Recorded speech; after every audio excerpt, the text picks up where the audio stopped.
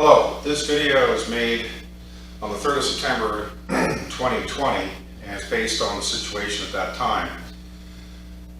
I've been teaching Advanced Placement C Physics here at my school in Toronto, Ontario, Canada since 1999.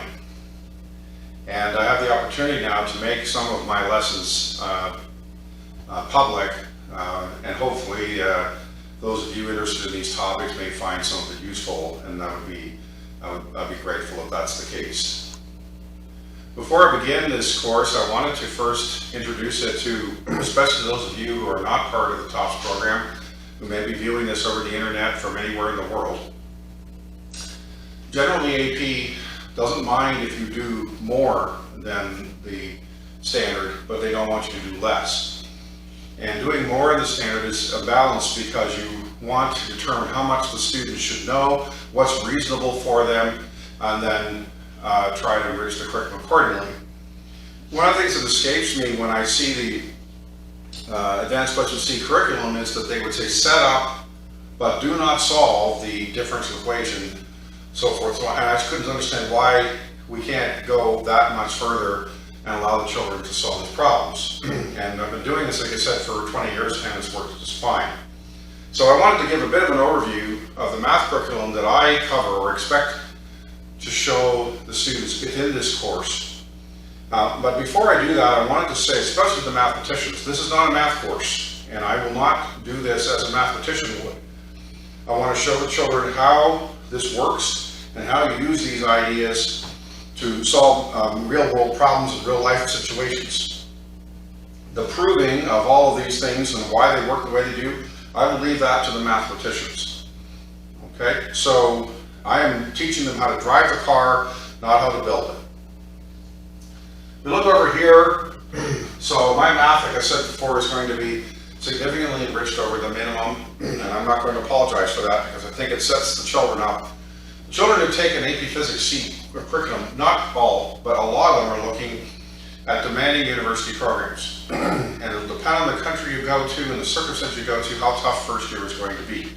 Some programs are really demanding right off the bat. Some universities and countries take a year or two to get you there. But one way or the other, if you're studying these advanced degrees in engineering or in mathematics or physics, you're going to get there. And I believe that, as a professor of mine said years ago, that learning is successive refinement. And so I think it's critical that we see it before we need to know about it and learn it as over a process of time, instead of getting confronted and having this torrent of knowledge that we're supposed to master. I think that's very difficult for most of us. So, the prerequisites in general terms for my students is first to have a single variable calculus course in the can. So that would be hopefully at least a B calculus, preferably BC, or a course that's equivalent to that if you haven't actually gone through the AP audit situation, but of course at least at that level. I also introduced them to matrix algebra, which you can also look for on my channel. And again, here the primary idea is to talk about matrices as operators of vectors, basic matrix operations such as multiplications, determinants, and inverses. These are the primary things that we'd be interested in this course, mostly with respect to their experimentation. So other than the beginning of this course, we're going to do a little bit of math and give them mathematical problems. After that, the math is simply used to model what physics we're learning. And we will not have math-specific questions. So modifications then, in the sense of the enrichment, just to flush it out a little bit here. So I introduced vector calculus a little bit. These children have a full single variable calculus course, and now of course they need to realize the world is three-dimensional, not one-dimensional, and what does that change in the calculus that we're used to seeing? And so introduce them to multivariate functions, which they know more about than they think they do, and we'll get back to that. Types of operations and elementary problems. And I keep those problems quite elementary because vector calculus problems and second order differential equation word problems can be very difficult. And that's not really what we're trying to do here. We remember these students are in grade 12, not second or third or fourth year. But the point here is, with anything else, you need to get used to the concept. So if you think of single variable calculus with two basic ideas at the minimum, is that the concept of 0 over 0, that the slope at a point exists, and it means something, and we can use all kinds of ideas with that. And the idea of adding up an infinite number of things to obtain the area under a line is an example. Those two ideas, getting those inculcated and understanding their value is really important. After that, it's just a matter of learning technique.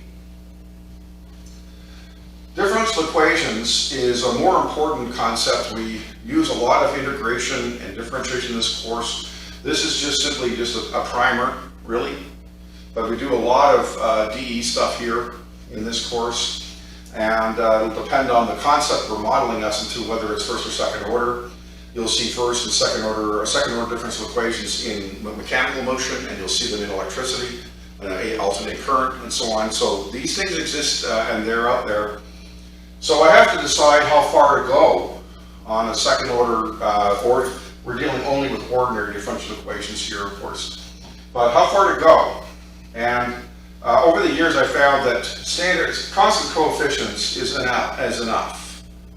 So just to take an example to those of you with a little bit of background, if we take a situation where we have a mass hanging from a spring, and let's suppose the mass is in some liquid.